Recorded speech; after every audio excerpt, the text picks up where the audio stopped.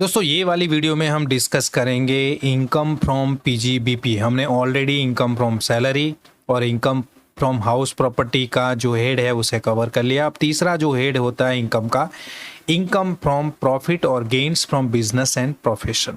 Okay, तो उसको अगर डिटेल में देखेंगे तो कुछ इस तरह से आपको चीज़ें नज़र आती है कि जब भी हम पीजीबीपी की बात करेंगे तो वो वाले केस में हम प्रिजम्पटिव टैक्सेशन स्कीम की बात करेंगे, जो किन के लिए होता है, स्मॉल टैक्स पेयर।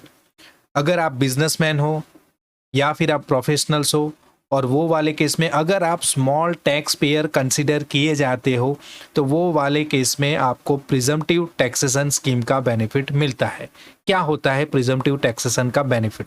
देखिए, अकॉर्डिंग टू सेक्शन 44 एडी, अगर आप बिजनेसमैन हो और आपका टर्नओवर अप टू 2 करोड़ है, मीन्स आप बिजनेसमैन हो और 2 करोड़ तक का आपका टर्नओवर है, तो वो वाले केस में आपका जो भी टर्नओवर होगा उसका 8% या फिर 6% आप प्रॉफिट डिक्लेयर कर सकते हो। और प्रिजम्पटिव स्कीम है इसलिए ये प्रिज्यूम होती है ये वैल्यू।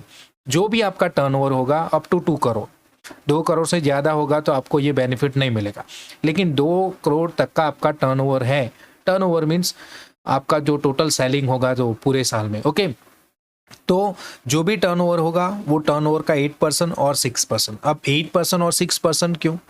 8% अगर आपने कैश में मीन्स नॉन बैंकिंग ट्रांजेक्शन किया है और वो पेमेंट आपको नॉन बैंकिंग तरीके से मीन्स नेट बैंकिंग से पेमेंट नहीं हुई है, ना ही चेक से पेमेंट हुई है, आपको जो पेमेंट हुई है वो पेमेंट कैश में हुई या किसी और तरीके से हुई, तो वो वाले केस में ऐसी कैश में हुई जो भी पेमेंट होगी वो आपका टोटल टर्नओवर होगा, वो टर्नओवर का आप 8% प्रॉफिट बता सकते हो।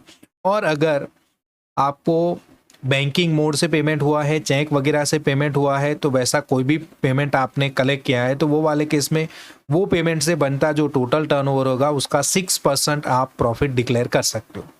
अब आपको कन्फ्यूजन होगा कि मुझे 8% बताना है, 6% या दोनों का कैलकुलेशन डिफरेंट से करना है, तो दोनों का आप डिफरेंट से भी कर सकते हो कैलकुलेशन। और अगर आप स्मॉल टैक्स पेयर ही हो और आप खुद चाहते हो कि मैं 6% नहीं 8% ही बताऊंगा, तो इनकम टैक्स को वहाँ पे कोई दिक्कत नहीं होगी, क्योंकि अगर आप बैंकिंग मोड से हुआ पेमेंट जो होगा उसका टर्नओवर का 6% करोगे तो वो कम होगा। लेकिन अगर उसका भी 8% बता दोगे तो इनकम टैक्स डिपार्टमेंट आपको नहीं बोलेगा कि आप ज़्यादा प्रॉफिट बता रहे हो। ओके, तो वो वाले केस में मेरा मानना है कि आपको सीधा ही जो भी बैंकिंग से या फिर नॉन बैंकिंग से जो भी आपका टर्नओवर हुआ है वो टर्नओवर का 8% आपको डिक्लेयर करना है, मीन्स 8% या उससे ज़्यादा, ऐसा नहीं कि 8% ही दिखाना है। अब ये आपको एक एग्जांपल मैं दूँ तो समझ लीजिए कि आपका जो टर्नओवर है वो 10 लाख है पूरे साल का, ओके, तो आप 2 करोड़ वाली जो लिमिट है उसमें फॉल करते हो तो आपको 44 एडी का बेनिफिट मिलेगा। यहाँ पे क्या होगा, आपको 10 करोड़ का 8% बताना है, तो 10% 10 लाख का 8% अगर कंसिडर करेंगे तो वो मेरे हिसाब से हो जाएगा 8,000, नहीं 8,000 तो नहीं होगा, 80,000 हो जाएगा। ओके, 80,000, 10 लाख का मीन्स 8% आपको डिक्लेयर करना है, वो हो जाएगा 80,000। तो 80,000 या उससे ज़्यादा आप बता सकते हो। तो ज़्यादातर केसेस में क्या करते हैं लोग, 10 लाख का तो टर्नओवर बताएंगे लेकिन फिर 3-4 लाख का क्या बता देते हैं, प्रॉफिट बता देते हैं। वैसे आपको मालूम है कि रिबेट वगैरह भी मिलती है, 5 लाख तक 12,500 की रिबेट मिलती है। तो वो वाले केस में बिजनेसमैन क्या करते हैं कि टर्नओवर का इश्यू नहीं, लेकिन टर्नओवर का 8% वो काफ़ी मिनिमम होता है, तो अच्छी खासी इनकम बताने के लिए भी प्रॉफिट अच्छा डिक्लेयर करना चाहिए आपको।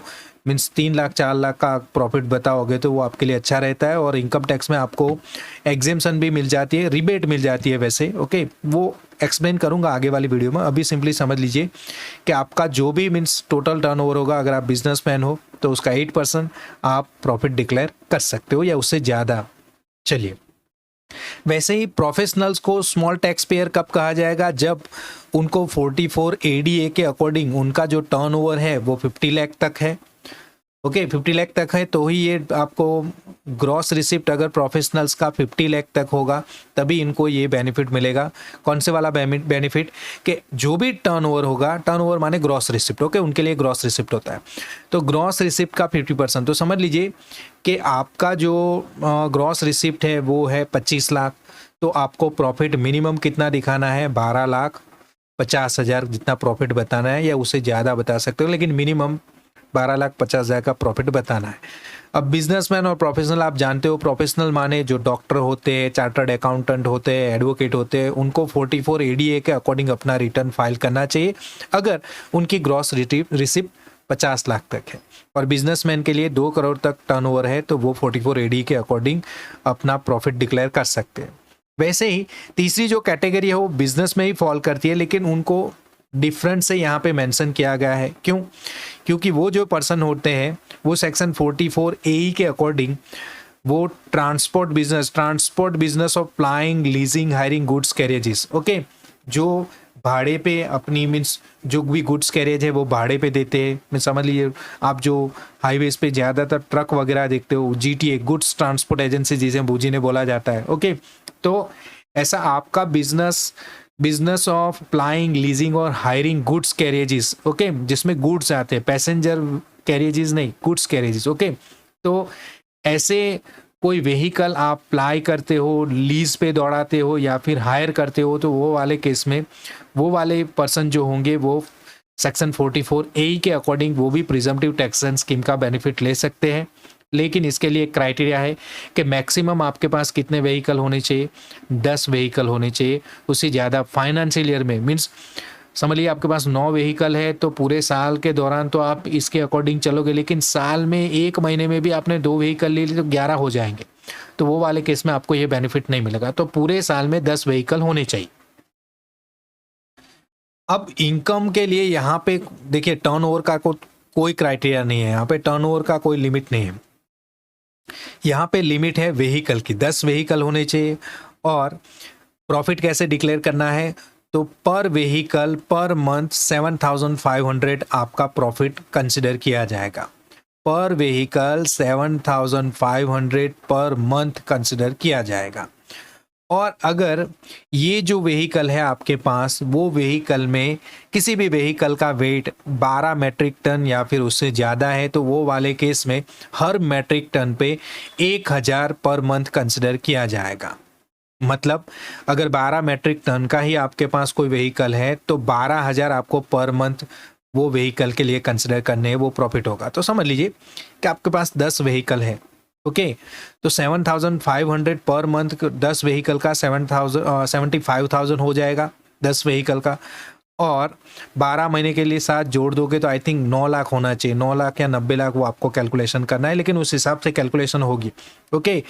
अगर 12 मेट्रिक टन है तो समझ लीजिए 12,000 एक महीने का होगा। और पूरे साल का अगर एक व्हीकल है तो 12,000 माने कितने हो जाएंगे, 1,44,000 हो जाएंगे एक व्हीकल के लिए। तो उस हिसाब से आपको प्रॉफिट बताना है। देन अगर आप प्रिजम्पटिव टैक्सेशन स्कीम अवेल करते हो तो आपको अकॉर्डिंग टू सेक्शन 44 AA अपना अकाउंट मेंटेन करने की कोई ज़रूरत नहीं है, मीन्स आपको अकाउंट नहीं लिखना है, ओके। और 44 AB के अकॉर्डिंग आपको अपना अकाउंट ऑडिट भी नहीं करवाना है। तो ये दोनों केस से आप बाहर रहोगे अगर आप 44 ADA या AE का जो आपको बेनिफिट मिलता है वो आप अवेल करते हो, जिसे कहा जाता है प्रिजम्पटिव टैक्सेशन स्कीम। तो ये वीडियो में हमने बात की प्रिजम्पटिव टैक्सेशन स्कीम के बारे में। अगली वीडियो में हम बात करेंगे कैपिटल गेन के बारे में।